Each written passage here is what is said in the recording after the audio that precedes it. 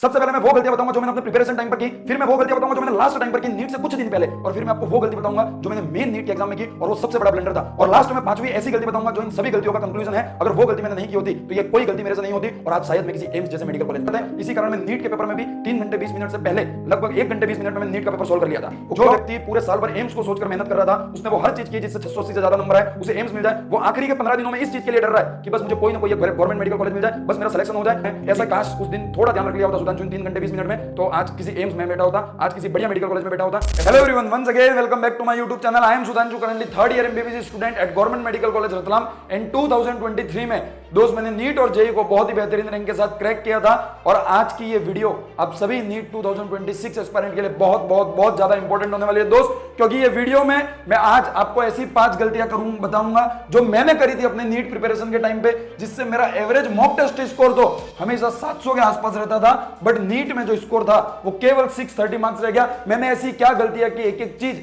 मैं आपको डिटेल में बताऊंगा। और मैं आपको एक बात कहूंगा दोस्त, खुद की गलतियों से तो इंसान हमेशा सीखता ही है। एक बार कोई आदमी खुद गलती करता है, उसको ठोकर लगती है तो वो सीखता है, बट दूसरों की गलतियों से सीखना सीखिए दोस्त। जीवन में आपको बहुत काम लगेगी ये चीज। जो गलतियां मैंने की है, जो पछतावा, जो रिग्रेट आज मुझे हो रहा है, मैं चाहता हूं वो चीज आपके साथ ना हो। इसीलिए आपका बड़ा भाई होने के नाते आपके लिए वीडियो लेके आया हूं और वो 5 ऐसी गलतियां मैं आपको बताऊंगा जो लास्ट के टाइम में, इन 3 महीनों में या फिर नीट के एग्जाम में मैंने वो गलती की, जिस कारण से मेरा जो स्कोर मैं डिजर्व करता था वो नहीं ला पाया। जो मेरी ड्रीम मेडिकल कॉलेज थी वहां तक मैं नहीं पहुंच पाया, बट एटलीस्ट मैं एक किसी न किसी गवर्नमेंट मेडिकल कॉलेज में पहुंच पाया।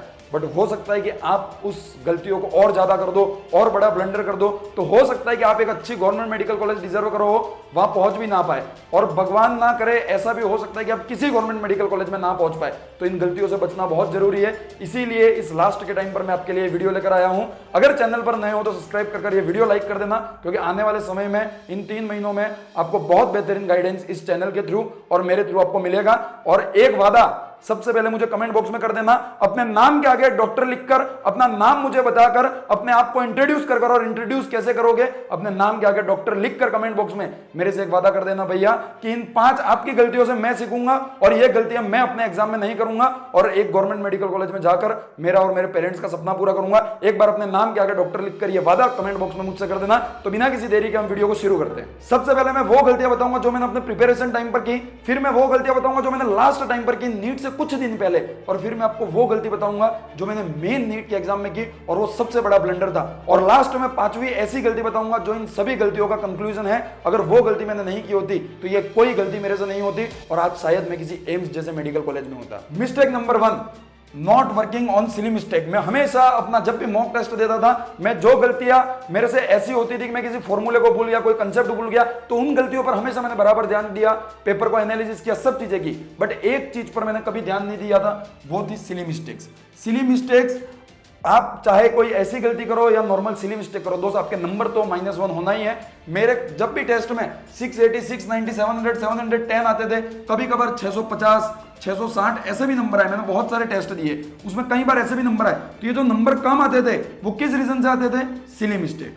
केवल एक ही रीजन होता था। देखो, मैं हमेशा जब भी टेस्ट देता था 680 से ज्यादा मार्क्स तो इजीली मैं ले ही आता था। कई बार 700, 710, 715 में कई बार मार्क्स लाया हूं, ठीक है। मैंने 100 से ज्यादा टेस्ट दिए होंगे और कई बार ये स्कोर लाया हूं, बट कई बार ये स्कोर ना आकर 660, 650 भी रह जाता था।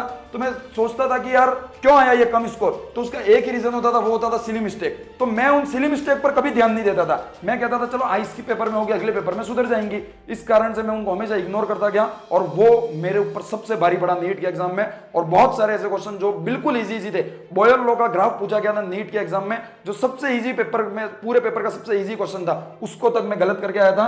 तो मैं कहूंगा आपका क्वेश्चन किसी भी तरीके से गलत हो, अगर आप सिली मिस्टेक्स कर रहे हैं उन पे ध्यान दीजिए।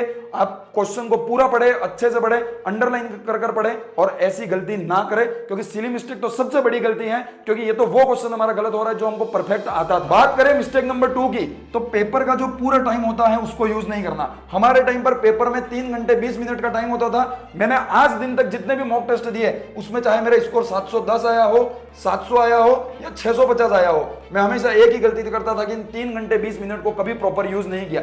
मैं जल्दबाजी में ये क्वेश्चन तो मुझे आता है, ये क्वेश्चन तो मुझे आता है, मैं इसको फटाफट कर दूंगा, इसको तो मैं बिना पेन उठाए सॉल्व करूंगा। ये हवाबाजी करने के चक्कर में मैं ये पेपर जो था वो 2 घंटे में, कभी 2.5 घंटे में, कभी 2 घंटे 40 मिनट में 45 मिनट में पूरा कर देता था। और इसी कारण से मैं कभी अपनी ये हैबिट नहीं बना पाया कि यार मुझे ये पूरे जो 3 घंटे 20 मिनट हैं उनको यूज करना है। भले मेरा स्कोर अच्छा आ जाता था, बट मैंने कभी ये नहीं सीखा कि 3 घंटे 20 मिनट प्रॉपर तरीके से यूज किए कैसे किए जाते हैं। इसी कारण मैं नीट के पेपर में भी 3 घंटे 20 मिनट से पहले लगभग 1 घंटे 20 मिनट में मैं नीट का पेपर सोल्व कर लिया था। वो क्यों किया, कैसे किया, वो भी मैं आपको आगे बताऊंगा। और वो सबसे बड़ी गलती में से एक गलती थी मेरा कि 3 घंटे 20 मिनट का पेपर 1 घंटे 20 मिनट में सोल्व कर देना, जिस कारण से मैं जो स्कोर डिजर्व करता था वो नहीं ला पाया। बहुत सारी सिली मिस्टेक हो गई। मिस्टेक नंबर 3 की बात करें तो वो है कॉन्फिडेंस।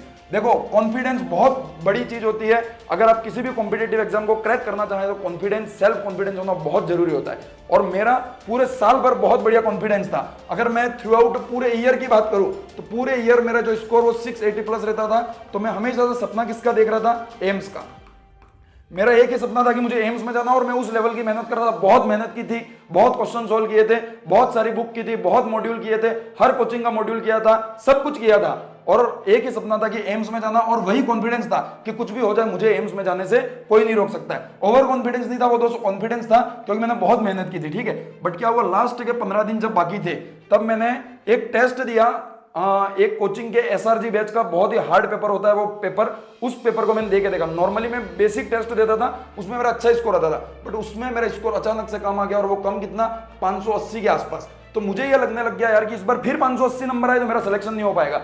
इस कारण मेरा जो कॉन्फिडेंस था वो गिर गया। और पूरे साल थ्रू आउट ए ईयर जो मैं एम्स का सोचा करता था वो फिर मैं ये सोचने लग गया कि बस मुझे कोई गवर्नमेंट मेडिकल कॉलेज मिल जाए। यानी कि जो व्यक्ति पूरे साल भर एम्स को सोचकर मेहनत कर रहा था, उसने वो हर चीज की जिससे 680 से ज्यादा नंबर आए, उसे एम्स मिल जाए। वो आखिरी के 15 दिनों में इस चीज के लिए डर रहा है कि बस मुझे कोई ना कोई गवर्नमेंट मेडिकल कॉलेज मिल जाए, बस मेरा सिलेक्शन हो जाए।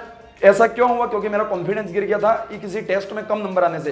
मैं आपको यह कहूंगा कि ज्यादा हाई लेवल के जो पेपर हैं उनको भी अवॉइड करें, बहुत कम लेवल के पेपर हैं उनको भी अवॉइड करें। नीट में जैसा पेपर आता है ऐसे पेपर्स को दे, ऐसे टेस्ट को दे। और ऐसी पूरी टेस्ट सीरीज मैंने आपके लिए डिजाइन कर रखी है। हमारी योद्धा बैच के अंदर जो हमारी टेस्ट सीरीज चल रही है वो इसी लेवल की है, जिसके अंदर लेंथी, इजी और टाइम टेकिंग क्वेश्चन है, जैसे नीट में पूछा जाता है। तो अगर आप ज्वाइन करना चाहें तो लिंक है वो मैंने डिस्क्रिप्शन बॉक्स में दे दिया। वहां पर टेस्ट सीरीज के साथ आपको क्वेश्चन बैंक, मेंटरशिप सब मिलेगा। और एक प्रॉपर गाइडेंस का होना, मेंटरशिप का होना लास्ट के टाइम में बहुत जरूरी है, और वो आपको हमारे योद्धा बैच के अंदर मिल जाएगा। तो आप चाहे तो ज्वाइन कर सकते हैं योद्धा बैच। उसकी डिटेल वीडियो की लिंक और बैच की लिंक दोनों ही मैंने डिस्क्रिप्शन बॉक्स में दे दी है, आप चाहे तो वहां से चेक कर सकते हैं। तो अपने कॉन्फिडेंस को मेंटेन कर रखना। अगली गलती जो मैंने की थी चौथी, वो थी try to many new things. मतलब कि क्या हुआ था कि मेरा नीट के 10-15 दिन पहले तक मेरा अच्छा स्कोर आने लग गया था टेस्ट में, 680-700 एवरेज स्कोर आने लग गया था, जिससे मैं खुश भी था। फिर मेरे को क्या लगा कि यार नीट का पेपर बहुत ज्यादा मुश्किल आ गया तो क्या होगा। तो मैंने क्या किया, वही एसआरजी बैच के या फिर कुछ हार्ड पेपरों को ट्राई करने की कोशिश की। मैंने सोचा ये भी कर लेता हूं, वो भी कर लेता हूं। मैंने अपनी चीजों को कंसाइज करके नहीं रखा, जो चीजें कर रखी थी उन्हें रिवाइज करने के बदले मैंने और नई नई चीजें ट्राई की, जिससे कि क्या हुआ कि मेरा जो मेंटल पीस था वो कहीं ना कहीं बिगड़ता गया। मैं बस उलझन में पड़ गया कि मैं क्या छोड़ूं क्या करके जाऊं, क्या छोड़ूं क्या करके जाऊं। और हर चीज कर जाने के चक्कर में मैंने अपना मेंटल पीस खो दिया। और लास्ट के टाइम में जो नई चीजें ट्राई नहीं करनी चाहिए थी वो मैंने कर ली, जिस कारण मेरा स्कोर और टेस्ट में कम होता गया और नीट के एग्जाम में तो बहुत ही कम हो गया। और इससे कहीं ना कहीं मेरा कॉन्फिडेंस और ज्यादा डाउन हुआ। आप देखोगे ये सभी गलतियां एक दूसरे से रिलेटेबल हैं, बट जो आखिरी कंक्लूजन और आखिरी गलती मैं आपको बताने वाला हूं वो ये है, मैं अपना मेंटल पीस खो चुका था दोस्त। मेंटल पीस खोने का क्या मतलब है समझिएगा। जो व्यक्ति पूरे साल टेस्ट में अच्छा स्कोर कर रहा है, बहुत अच्छे से मेहनत कर रहा है, ठीक है, वो व्यक्ति नीट के एग्जाम के 15 दिन पहले क्या करता है, किसी एक अनूठी कोचिंग के किसी भी उठ पटांग टेस्ट जो बहुत हार्ड होते हैं उन टेस्टों को देता है। और वो टेस्ट लास्ट टाइम के लिए कभी नहीं बने होते, उन टेस्टों को देता है। उन टेस्टों को देने के बाद जो उसका स्कोर आ रहा था 680, तो 680 पर तो इजीली कोई भी ये समझेगा कि मैं सेफ हूं, सिलेक्शन तो मेरा पक्का है, अब मुझे अच्छे कॉलेज और अच्छी रैंक के लिए मेहनत करनी है। तो ये स्कोर मेरा आ रहा था। बट वो टेस्ट देने के बाद उसका स्कोर यानी कि मेरा स्कोर गिरकर सीधा कहां आ जाता है, 570-580 तक। और 570-580 में पहले साल भी ला चुका था। तो मुझे अंदर से ये डर लगने लग गया दोस्त कि यार पहले साल भी इतने ही नंबर आए थे और मेरा सिलेक्शन नहीं हुआ था, अगर इस साल भी ऐसा हुआ तो।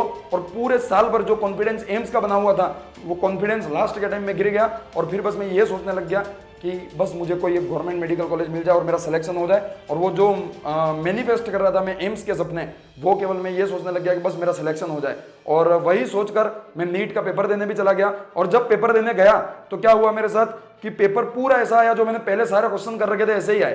तो मैंने जल्दबाजी में क्वेश्चनों को सॉल्व किया। मैं खुद से ये कह रहा हूं कि सुधांशु धीरे धीरे धीरे, पर मैं खुद को कंट्रोल नहीं कर पाया, क्योंकि मैंने मॉक टेस्ट में वो प्रैक्टिस नहीं की थी कि मैं 3 घंटे 20 मिनट को प्रॉपर यूटिलाइज कर पाऊं। मैं नहीं कर पाया उन 3 घंटे 20 मिनट को प्रॉपर यूटिलाइज, और मैंने 1 घंटे 20 मिनट में पूरा पेपर कर दिया।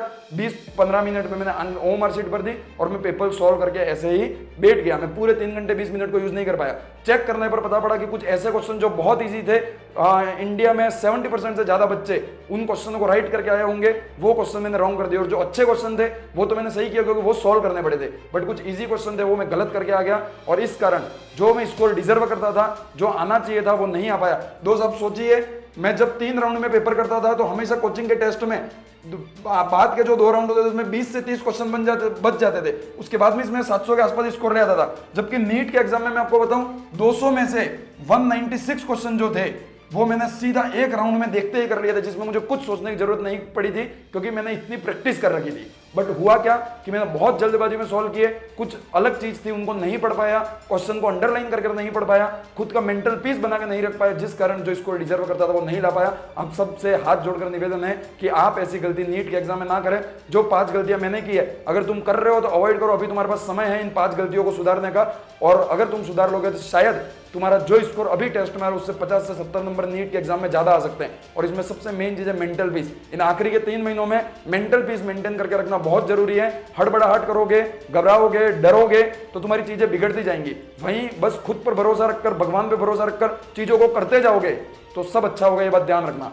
फाइनली मुझे कोई ना कोई गवर्नमेंट मेडिकल कॉलेज तो मिल गया, क्योंकि मैंने मेहनत की थी, वो मेहनत भगवान ने देखी थी, और जो मैं डिजर्व करता था वो तो नहीं मिल पाया, पर कुछ ऐसा मिल गया जिससे कि मैं खुश हुआ, मेरे पेरेंट्स खुश हुए, और कहीं न कहीं एमबीबीएस में जाने का सपना सच हुआ। बट आज दिन भी मुझे रिग्रेट होता है कि काश उस दिन थोड़ा ध्यान रख लिया होता सुधांशु इन 3 घंटे 20 मिनट में, तो आज किसी एम्स में बैठा होता, आज किसी बढ़िया मेडिकल कॉलेज में बैठा होता। ऐसा मुझे लगता है। तो ये रिग्रेट आपको ना हो, इसीलिए इन 5 गलतियों को आखिरी के समय में मत करना। Thank you very much, all the very best, bye bye. आज की इस वीडियो में इतना ही, और भी आपका कोई डाउट हो तो कमेंट बॉक्स में मुझे बताएं, मैं रिप्लाई करने की पूरी कोशिश करूंगा। और जो वादा मैंने आपसे मांगा है अपने नाम के आगे डॉक्टर लिखकर, ये प्रॉमिस करने का कि ये 5 गलतियां मैं नहीं करूंगा, वो कमेंट बॉक्स में जरूर करके जाए। Thank you very much, all the very best, bye bye.